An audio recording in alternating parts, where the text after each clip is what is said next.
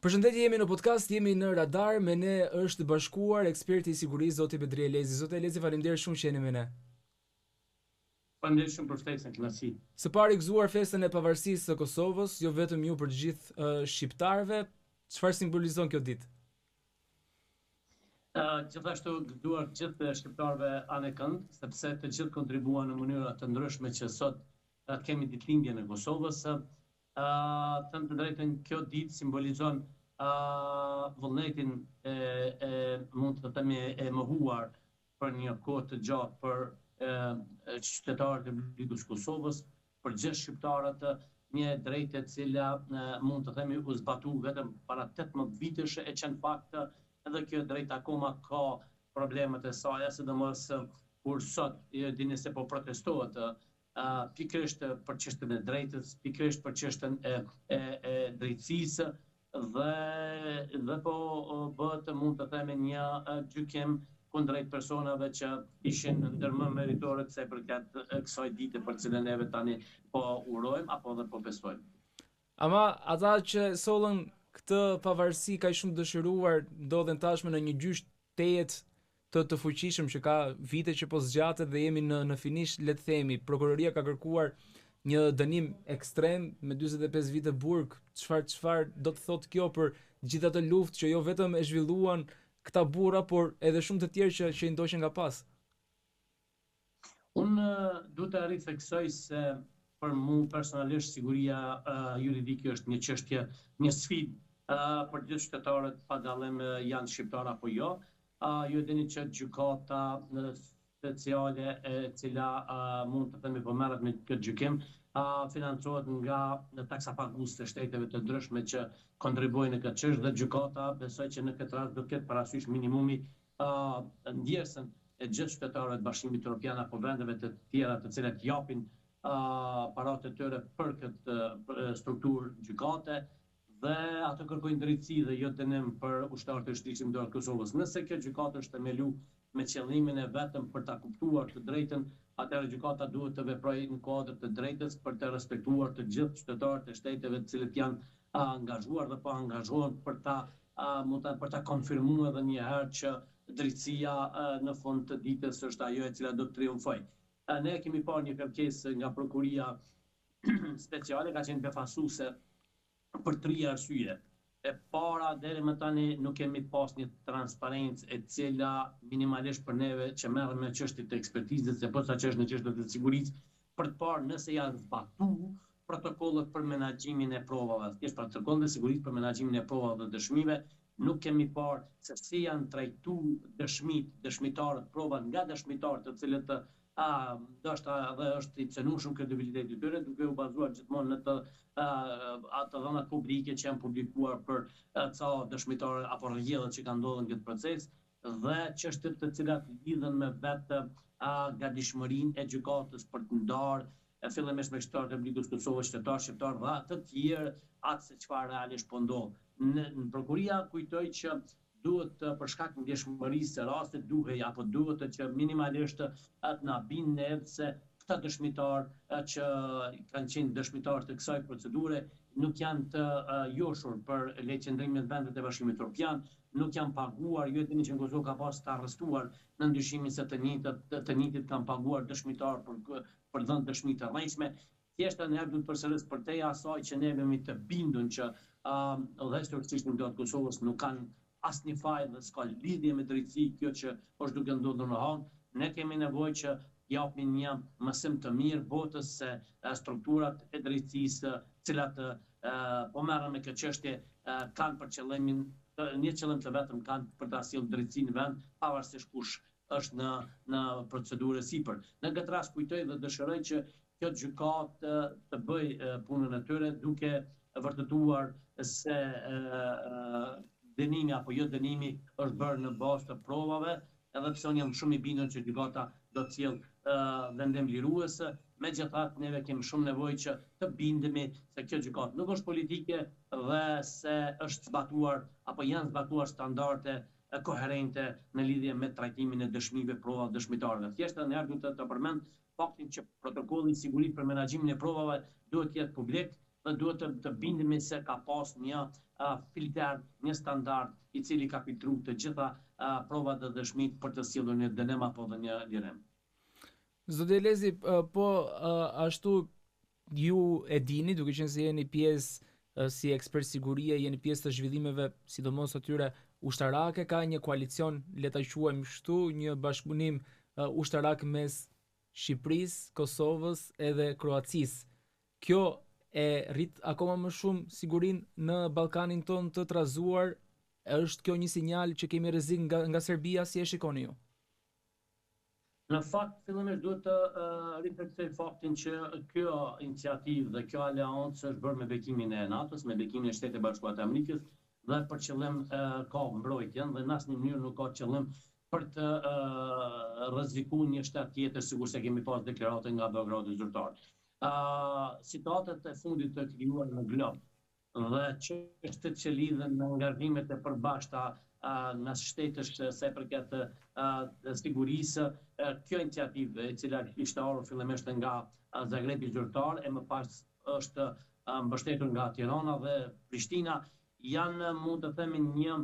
lajm i mirë dhe një veprim i mirë sa i përket sigurisë për gradishullin ballkanik, duke pas parasysh faktin që siguria në Ballkan është e sfiduar për dy arsye. Para se Serbia akoma ka pretendime territoriale kundrejt vendeve veçine dhe e dyta se Rusia mund të përdorë Serbinë për arsye të politikave të saj në çështjet ndërkombëtare, veçanërisht në zhvillimet që ka të bëjnë me Ukrainën, për ta mund të themi për ta eskalu situatën në Ballkan dhe për të defokusuar forcat ndërkombëtare të sigurisë ndërtim zhvillimeve që kanë të bëjnë me Ballkanin. Prandaj kjo aleancë është sigurisht një nismë dhe një veprim i duhur për të garantuar që në rast se kemi një defokusim të forcave ndërkombëtare të sigurisë për shkak zhvillimeve që mund vinë në vende të tjera, atëherë ky bashkim do të garanton që nuk do të sfidohemi dhe do të jetë një shkëmbim i mirë mes vendeve për të garantuar, mund të themi, Adriatikun, që është njëra ndër burimet kryesore të sigurisë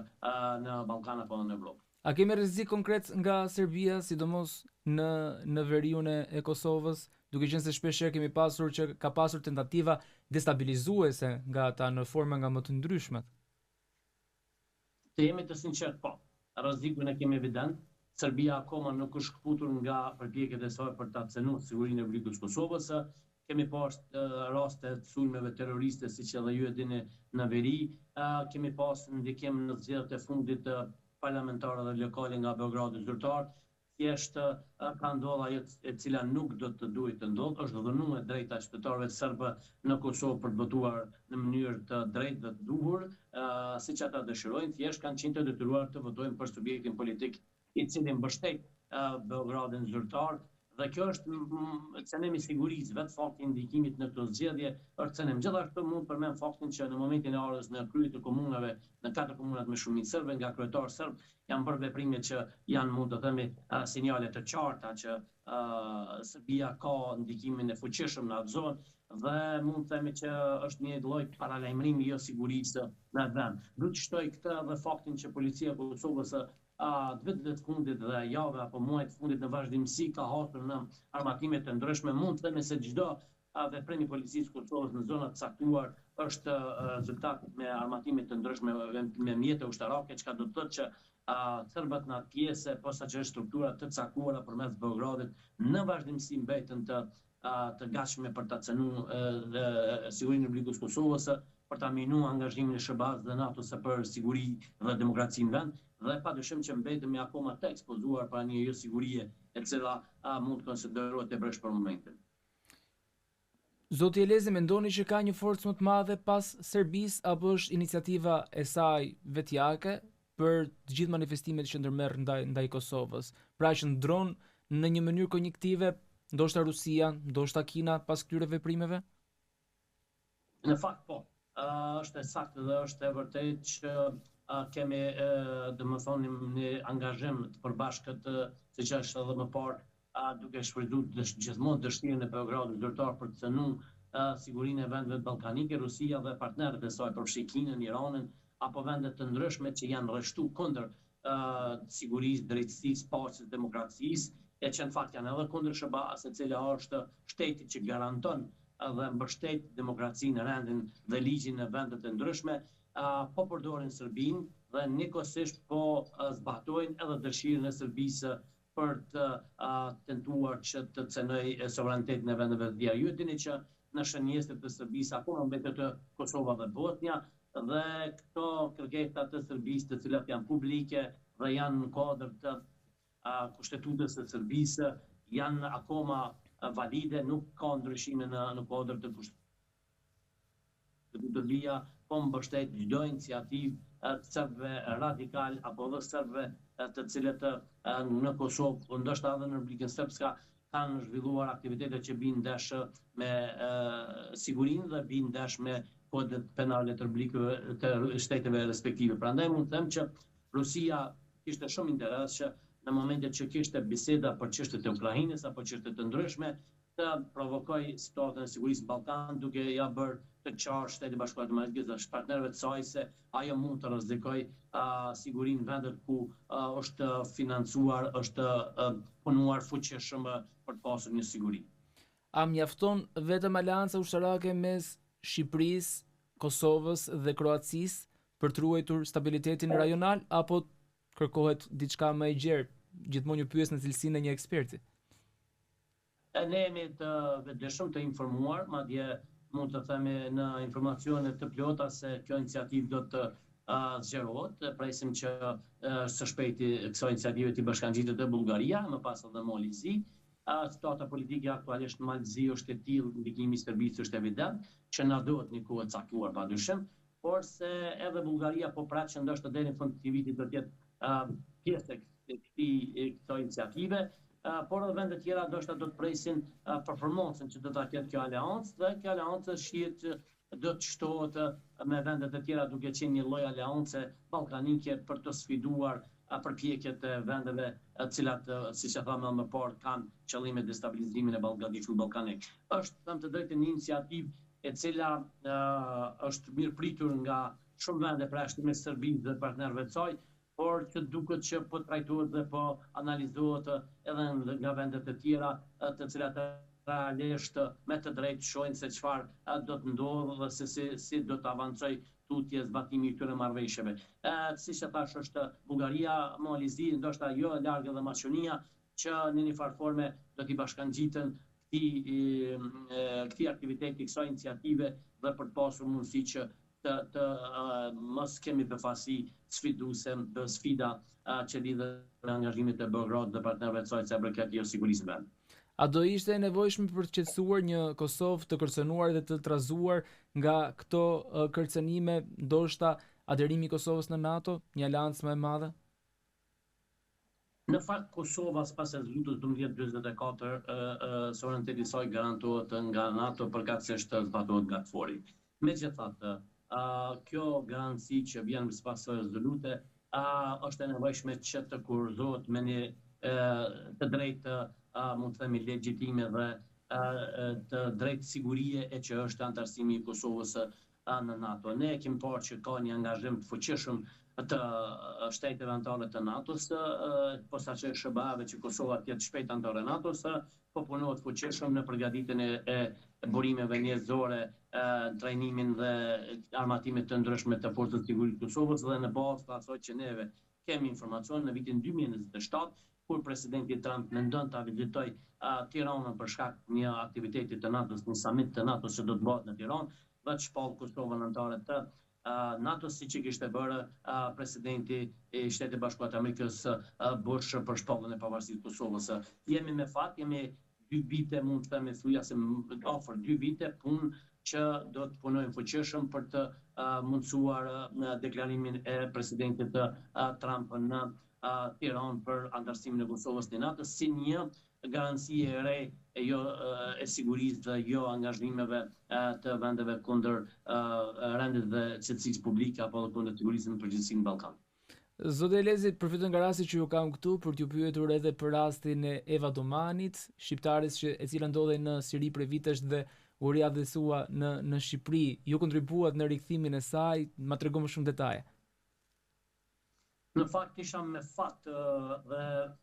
jam mirënjohës edhe për zotin Gjedan Dërgjona, i cili përpas që ishte me mua në vazhdimësi, sidomos të 2 javët e fundit kur ne mundsuam riadhësimin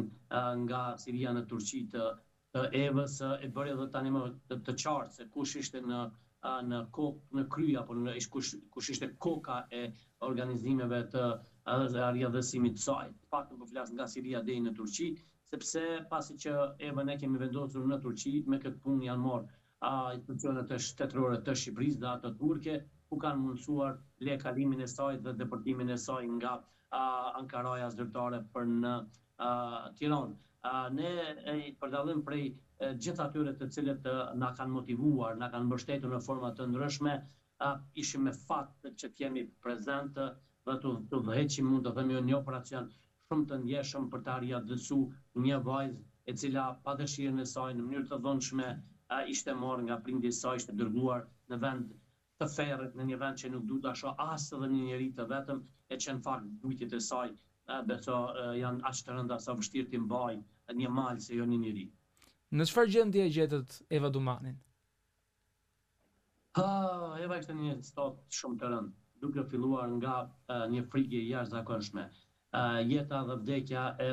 Evës ishte, mund të themi, sa një fije flokat, aq e ndante jetën dhe vdekjen e saj, dhe një vajzë e zgjuar si Eva kishte arritur që të bashkëpunoj sinqerisht dhe seriozisht me ne, duke zbatuar mund të themi në saktësi të gjitha rekomandimet që neve i kemi dhënë, duke nga momenti që e kishim marrë në zonën ku ajo ishte vendosur deri tek sjella tek daja i saj. Ajo ishte shumë emocionueshme, ishte pak shumë ishte shumë e friksuar dhe në vazhdimsi kishte vetëm një kërkesë, nëse do të jetë gjithçka e sigurt, sepse ajo e dinte që nëse do të dështonte operacioni, vdekja e saj ishte sigurt. Dhe kjo ishte sfida kryesore edhe për ne dhe për vetë Evën. Ne duhet që të ishim të gatshëm të bënim gjithçka që Eva mos do të dështoj riadhësimin e saj, sepse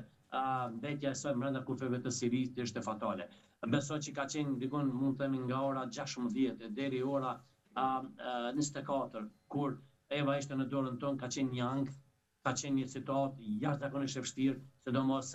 për që ta ndërgjojnë heroin e kësaj ngjarje, i cili ka qenë në një moment që kemi pas frikë që ndoshta edhe do të ketë probleme shëndetësore. Mund të them që vetëm sa nuk ka pasur ndonjë atak nga moment prej frikës, sepse ishte një operacion shumë i ndërlikuar, ishte një veprim jashtëzakonisht i vështirë, por që në fakt në fund e gjitha e sfidë mund të them u kurrëzu me lot gëzimi,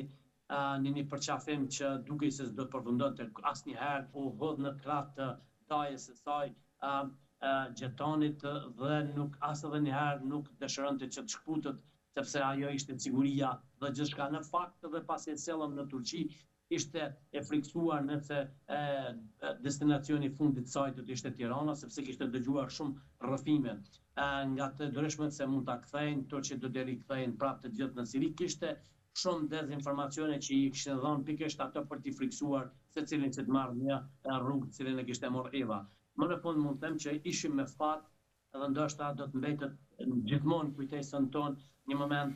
i vështirë, një situatë shumë komplekse, por që falë në bashkëpunimit që kemi pas me Evën dhe gjithmonë nën përkujtesë dhe mbështetje të heroit saj, dajes saj, i cili nuk pushoi 12 vite me radhë për ta kërkuar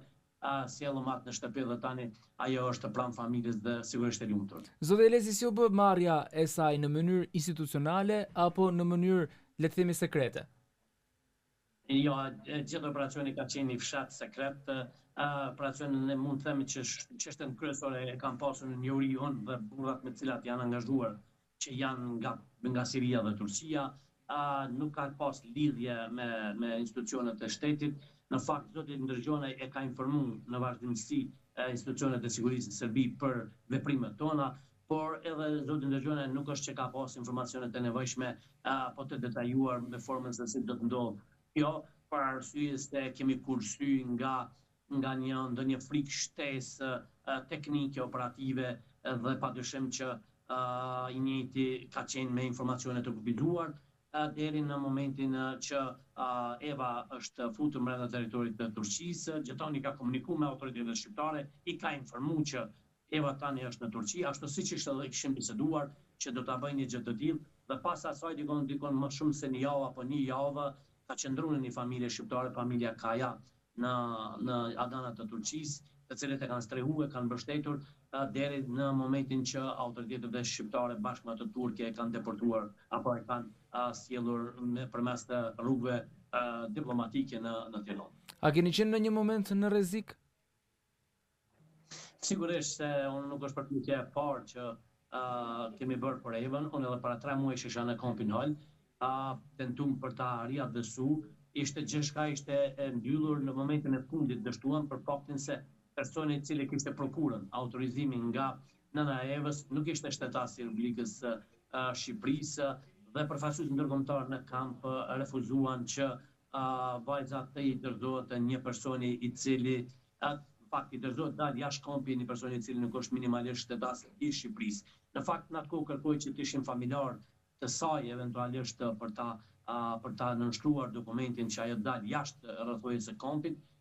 Megjithatë neve bashkë me gjatonin kishim arritur që ta kemi një prokurë zyrtare për një person, por fakti që ai person nuk ishte minimalisht shtetas shqiptar, ajo dështoi. Dhe kishim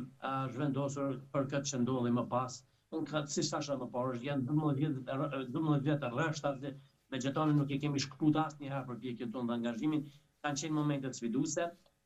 Për dallim për Endrën që në atë rast edhe pse neve kemi qenë mjaft që kemi punuar, ishin autoritetet shqiptare, policia shqiptare, ministria jashtme të cilët kishin arritur që ta siguronin një takim fizik me ta në Kampin Hall dhe më pas edhe të riadësonin. Ishte një çështje që fakti ishte ndryshe, për dallim për kësaj radhe që autoritetet shqiptare kanë pasur një angazhim vetëm pasi që Eva ishte brenda territorit të Turqisë. Për të kuptuar më shumë zoti Elezi, çfarë ndodh në Kampin Al Hol? Në fakt, më lejoni të informoj gjyqtarët atje se tani më asnjë shqiptar nuk është në Kampin Al Hol. Mund të ketë ndoshta në Kampin Roq, po jo në Kampin Al Hol. Të gjithë shqiptarët janë vendosur në zonën e Idlibit. Atje janë në kujdesin e autoriteteve të sigurisë të Sirisë. Ekziston mundësia e bashkëpunimit me forcat të sigurisë sirise për të riadësuar edhe ndonjë qytetar, sidomos gra dhe fëmijë. Dihet se ku janë, jemi të gatshëm në vazhdimsi me shërbim me informacionet që i kemi në lidhje me vendodhjen e tyre. Ka gatishmëri Siria zyrtare për të punuar. Unë vetëm kam informacion se Australia po punon ngushtë me qeverinë e Sirisë për të riadësuar qytetarët e saj. Këtë duhet ta bëjë besoj edhe Shqipëria dhe Kosova. Shqipëria ka ambasadorin e saj në Damas që mund të punojë. Kosova së fundi është njohur nga Siria dhe përfaqësuesit e institucioneve tona duhet që të marrin detyrimet e veta mbi supe, detyrimet ligjore, sepse çdo shtetas qoftë për veprime jo të mira apo të mira, duhet të kemi përgjegjësinë. Kemi përgjegjshëm për veprimet e shtetarëve të Republikës së Shteteve tona në vende të tjera dhe të marrin përgjegjësi qoftë edhe nëse ata të njëjtë duhet ballafaqohen me drejtësinë në vendet tona. Në rast se Kosova në Shqipëri do të bëjnë të, fillimisht do të tregojnë qartë se janë përgjegjës dhe janë serioz në veprimet e tyre kundrejt qytetarëve të tyre dhe njëkohësisht do të sjellin fëmijë dhe gra të cilët pa faj janë në ato zona dhe beson që të shpëtojnë jetën e tyre sepse ndoshta në këto rrethona është më ndryshe për shkak se janë në zona më të sigurta në Idlib, megjithatë Siria mbetet një vend i trazuar dhe një vend me rrezikshmëri të lartë. Zotë Elezi, dhe një pyetje të fundit sa i takon ekstremizmit të dhunshëm, ekzistonte si fenomen më në mas para disa vitesh, para 12 vitesh, njëjtë ku edhe Eva Domani ndodhej në atë kamp dhe ishin ditët e saj të para, por a ekziston akoma si fenomen edhe sot, pra a ka raste në Shqipëri dhe Kosovë që persona saktuar me prapavi fetare largohen drejt Sirisë? Fatkeqësisht ne kemi edhe në Kosovë dhe në Shqipëri akoma personë të radikalizuar. Kemi imam të cilët organizojnë ligjërata dhe arrin që të radikalizojnë trije të reja. Nuk ka persona të cilët janë nisur në drejt vendeve ku mund të ketë luftë. Thjesht kjo për shkak të sfidave që kanë pasur qytetarët e Ballkanit, përfshirë ato shqiptarë në Siri, dini që shumica prej tyre dhe janë vrarë, atje dyshohet se janë vrarë sepse nuk kemi prova dëshmi. Ajo e keni parë që është publikuar një raport i Shtetit Bashkuar të Amerikës, njësive të saj që punojnë në Irak se dikon 12 shqiptar janë nxjerrë nga burgjet në Siri dhe ndërguar në Irak, që do të thotë se akoma kemi shqiptarë të cilët janë në burgje të ndryshme si pjesëtar të ISIS-it, akoma kemi shqiptarë që janë në Siri brenda asaj që kanë luftuar për struktura të tjera, organizata të tjera në krah kundër regjimit të Asadit, dhe kemi shqiptarë për të cilët nuk kemi edhe informacione, e sidomos ato të cilët kanë qenë nga bota e jashtme, siç janë Zvicra, Belgjika, Franca, Suedia, e që në fakt mund të jenë listuar në këto burgje si shtetas të vendeve nga ku ato kanë shkuar, që në fakt janë shqiptarë. Mund të them që padyshim se radikalizmi mbetet njëra ndër problemet serioze në vendet tona dhe kërkojnë nga institucionet tona me masa koherente, me veprime koherente, punohet në deradikalizim, sepse një vatra e re, një krizë e re, një luftë e re në një vend tjetër, e ku kërkohet një inkuadrim i qytetarëve të vendeve tona në një luftë fetare, ku jam i bindur që akoma ka 33 të dy bashkangjitën. Zot Elezi, faleminderit shumë për prezencën tuaj, faleminderit shumë për çdo detaj dhe një herë gëzuar pavarësinë e Kosovës, jo vetëm ju, por të gjithë shqiptarëve kudo ndodhe.